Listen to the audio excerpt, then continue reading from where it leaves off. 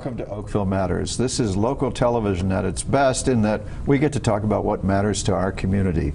And with us today, we're to talk about an update on the refugee resettlement work of our community is Wendy Ranella, who is the CEO of the Oakville Community Foundation, and Matt Foxall from the Knox Presbyterian Church, who's in charge of outreach and the refugee sponsorship chair. And we also have Margarita Cardona from the newly rebranded HMC Connections. And Margarita, you once, or someone in your group once made a really important point to me about more than a year ago, that when we were all excited about whether or not we were going to have Syrian refugees and how many we might have, somebody from your group, and I actually think it was you, said, "We're old hands at this. We know all about this. We do 150 from all over the world every year." Do you want to talk about our success as a community in welcoming refugees? Yeah, sure. So basically, I can talk about HMC. We have been in business in the community for 36 years now, and since we have been in business, we have been supporting refugees for the settlement piece. That also means that as a community, we have been supporting refugees without even knowing it. Because of the Syrian Refugees Initiative, we started tracking the refugees that came to our organization since last November. And I can tell you that so far in this year, we have served around 148 families. Now, these are not only Syrian refugees, these are people coming from, of course, Syria is included, but people coming from Palestine, Iraq, Myanmar, Ethiopia, Nigeria, Colombia. So we are used to supporting them. The community is used to supporting them. The resources have been there. I guess the scary part and the community expectation was everybody. We thought everybody was going to be coming at once. I remember at the beginning when the government mentioned the initiative for having the 25,000 refugees coming. I don't know how many phone calls we answered because people were pouring out their efforts and offering to support them and volunteer for them, thinking that we were going to have them lining up next day in our door, right? So the community has been used to supporting them. The initiative of the 25,000, of course, made sense that we had to come together, prepare the resources, prepare ourselves as a community, prepare the group of sponsors to be able to coordinate the efforts in supporting them in an organized way, right? But as a community, we have been supporting the private sector, the government sector, municipal sector have been really supporting them for quite a long time. I haven't heard a single horror story about any of them, whether they're Syrian or otherwise. So I'm hoping that we're looking at a success story, but I realize that we're not even a year into it. Can any of you give me, or give our friends at home an idea of how many Oakville has settled? Well, I guess the stats are align with me. So right now in Oakville, and again, we are keeping track of this since November, right? I can go back to our database and pull more out, but really keeping track in terms of the Syrian and then because of the initiative, we have been supporting 47 families, 16 of them from Syria. So these families are comprised of 25 adults, 29 children, and 11 people that are 15 or older. So basically that's Oakville. And again, as I mentioned, for the whole Halton region is 28 families. So it's less than people were hoping to settle here, I think. And certainly, to speak of the people who were concerned and worried about it, far fewer than they imagined. Yeah, I guess many people thought that we were going to have the 25,000 coming to our region. Yes. That's not the case. Yes. I got calls. Matt, what's been your experience in terms of the resettlement? Well, Knox obviously took on the initiative to sponsor a family back last year, and the family arrived. It's a mother and father and 4 young children, all under the age of 9. and they've been here since the end of February. And so it's been a huge learning curve for both them and for us as well. But they're settling in quite nicely. They've began to learn the language here.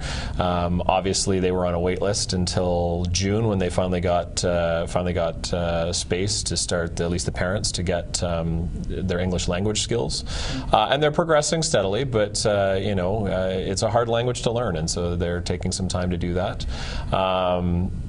The kids are in school, and the kids are, just excited to be here, and the whole family is just excited to be here. So it's been a great learning experience for us. It's had its ups and it's had its downs, but overall, it's been a great experience for them, and they're really happy to be here. I think it's important for people to know if the downs. It sounds like the downs have not deterred you or dismayed you. That they've been offset by better ups. Is that fair? Yeah, no, and our downs are not, it's not necessarily, it's a loose term. In terms of stuff for us, it's more, we didn't know how much work was going to be involved in a sponsorship. And so we have a dedicated team of 5 or 6 people that are basically with this family every day, helping them to do a variety of things, driving them places, helping them to shop, helping them navigate, the little simplicities of life that we're used to doing on a normal day-to-day basis that to them is completely foreign. So just a beautiful example of why I've often said, what would this community do without our places of worship and our volunteers? It's just an amazing feature of our community. Well, and I would say too that this is not just Knox Oakville. When we took this on, it was us as a congregation saying, let's be the beacon of light here in Oakville, and take a leap of faith and sponsor a family. But it's been more about an entire community. We've never said that this is just our sponsorship, and our sponsorship reflects that. We have another congregation in Mississauga, Glenbrook Presbyterian, who they couldn't on their own do a sponsorship, but said, hey, we'd love to be part of this. Can we link with you guys and be part of a sponsorship? And they've come through. They've done, when the family came, they stuffed their cupboards full of food and everything else to help them, and then they've given some financial resources to help offset that. We've had people from the community at large, people that have no affiliation to Knox whatsoever, have stepped up and said, hey, we've got a house that is going to be sitting empty when they arrive. Instead of us selling it, how about we give it to you at a very low-cost rent so that they can live there for a period of time until they're ready to find more permanent housing here in the community. We've had people that have donated furniture, have donated their time to help them with conversational English. There's just so many people that have come out of the woodwork from the community, not just the Knox community, but the whole community of Oakville. It's been a real community blessing. Well, Wendy, the Oakville Community Foundation is one of the leading community foundations in the country, one of the most successful. And I got to say, a real leader in terms of trying to lift the community up. And I know that you've really stepped up as a group to try to support the refugees. What's been the biggest impact on you as you lead your group? I would guess the biggest impact is that it's put us in conversation with other like-minded organizations, and we held our very first community discussion where we brought with Jeff Knoll, who's Councillor Knoll, and it was hosted at Town Hall. We brought over 100 people representing, I would say, 50 to 60 different organizations within the community together. And we were coordinating them because we wanted some advice as we were raising funds, what we could do with these funds. So for us, this was a really wonderful way to have the community come together and share information and also share advice. And from that discussion, we were able to prioritize transportation as issues, halal food, mental health initiatives, and of course housing, which, as we all know, is a bit of a challenge in our community in terms of affordability. So we were able to to bring these parties together, and they were able to help us direct our granting and what we ended up doing with the funds that we raised. So we were very fortunate that way, that we have such wonderful organizations like HMC Connections in our community with their expertise on these issues, and with so many groups like Knox Presbyterian who really wanted to step up. It was a way for everybody to share, and we still have the vestiges of that through a private Facebook where we're all still sharing information and helping to coordinate on issues. I didn't know you could do private Facebooks. I've got to learn more about this. I need to, in social media terms, I need to get out more, I think. I can give you an example of how that works. Actually, today I got an email because somebody read on that Facebook page that the passes that we are administering a grant that the Oakville Community Foundation has given to support transportation. So split passes for all the Syrian refugees or for all the refugees that live in Oakville. And then today I got an email saying, okay, I just learned that you extended the term for the grant, so do you have the passes for our family for November? So that's a great way of an example of how coordinated effort can work together for the benefit of the community and of these families. Yeah, I should take a second to explain for folks at home what a split pass is, because it's a funny name. Councillor Jeff Knoll has always believed that the Health and Social Services Committee of the region of Halton is the committee that helps people. The other ones regulate people, and HSS, he prefers to be there because that's where you help people. And we have a subsidized program for bus transportation across Halton region, and Jeff's been one of the strongest supporters of that. So that the net result is that for the refugees, these split passes have been available thanks to the support of the Oakville Community Foundation. So a split pass basically cuts in half the cost of a concession pass that you can get if you need it. And because of the Community Foundation support, the refugees have been able to enjoy it free. And that's really a benefit not to them so much as to their sponsors, because if it weren't free, the sponsors would have to be digging deeper. So it's a way that the community as a whole has been helping through the Oakville Community Foundation. Yeah, we just extended it. That's right, and I wanted to give both of you all the credit that I could for that, because I think that was a really important thing. It's really remarkable how much money the Oakville Community Foundation now puts into our community to help civil society make our town and our region more civilized. How much do you guys grant now? Well, I can give you our Q3 for this year. We put $2.3 million into the community year to date. I think it's 74% has stayed within Halton region. We do fund a lot of national organizations which provide services in Oakville, so even though the money goes outside of the town, I think the benefit does come back to us. Similarly, we also hold funds for other charities in terms of their endowments, and we've been able to send them $1.1 million to date. So all in, we're getting close to $3.5 million this year. And to give you some context for that, there's really only three major sources of grants to civil society in our community to do this kind of work, and you're the biggest. And after you, there's either the Halton Region Community Investment Fund, which is almost $2 million a year, and the United Way of Oakville, which is near $2 million, I would say. So those are the main engines of the kind of work that needs to be done in our community. Some additional granting is direct from the region, like HMC Connections enjoys transitional housing, exactly. Some additional support, but still, you're not talking about a very significant chunk. I mean, let me put bigger context. In terms of what's spent by local government of the region and the municipality in Oakville, you might be, the numbers we're talking about might be 1%. Well, that's impressive. So, no, but what it means, I think, for people at home to understand is it's not a huge chunk. It's not a huge chunk, and And as you go about living your life in Oakville, you can discover places where more might be needed. So that's always now. Speaking of more being needed, what is the readout on what more we need to do to make sure that the resettlement, not just of Syrians but other refugees, is more successful? So there are different ways to support. Again, we have needs that are there and that need money coming from the federal government, and that's a reality. So we need one of the issues. We need the federal government to give us money, not just selfies. Absolutely, absolutely. Okay. One of the issues and the challenges that we were mentioning at the beginning is these families have a language barrier. Most of them have a language barrier.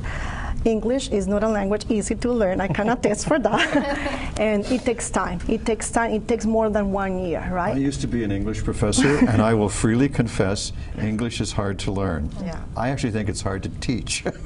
It has more exceptions than rules, so how do you learn? How do you go about it?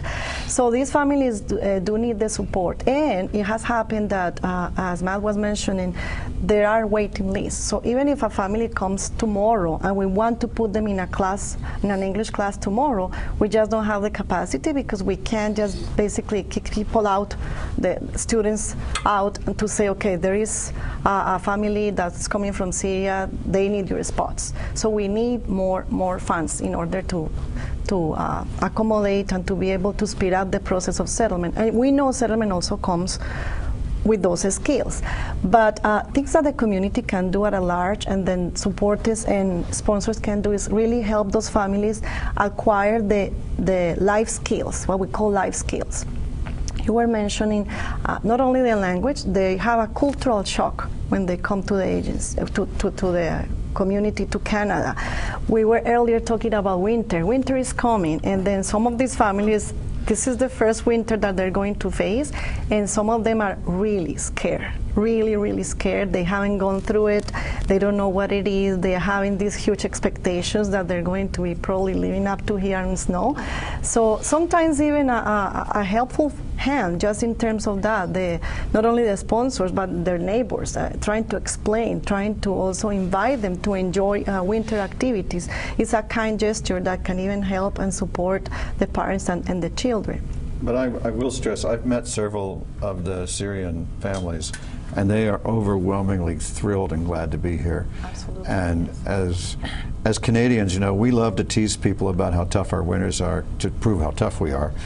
And we're not always aware that it's having a scary, I mean, you know, there's scaring people, and then there's scaring people. And so we are working hard to make our winter sport and activities more fun. I was fascinated that it sounded like only a 2-month gap. I shouldn't say only, but your family had how long did they have to wait to get ESL? The family arrived at the very tail end of February, just as kind of the tail end of the 25,000 were coming in from the government. Obviously, then they went immediately on a wait list as soon as they arrived, and if memory serves me correct, they got spots in May and into June, so the tail end of May, so about 3 months. Oh, close to 3 months. About 3 months, yeah. What do we need? What would it take to close that gap? Can you guess? Basically, I mean, in dollars, I mean. No, I don't have the figure with me, but yeah, we're talking about facility for sure. We're talking about the infrastructure, the teachers, and all the administrative costs of that, the materials, and then of course more furniture. So I wouldn't have the figure with me. Well, one of the things people expect a mayor to do is to represent our needs to other levels of government. And I am not shy about telling higher levels of government that they're shortchanging us. And so if you could get numbers, absolutely, I can advocate. I'll be able to get them for you. No problem. If you can help me with numbers, I can help you with advocating. And I don't mind doing it at all. And same offer to both of you. Well, and I would say, in terms of it, Thomas Merton, which is the school in which ESL is provided in the community, from our volunteers dropping off our family at ESL classes over the last number of months, that parking lot is packed with students, not just Syrians, but all refugees, people learning ESL. It is to the max that it can possibly have in the community right now. It's just, it's bursting at its seams, which is great for the community in the way that's saying that, there are so many people here that are trying to start a new life here and learning a new language and everything else. But it also puts into context that there is still a greater need, for others that are still coming. We know that there are other sponsors that are still waiting and waiting and waiting for their families to arrive, and then when they get here, they're already behind the 8 ball in terms of learning the English language.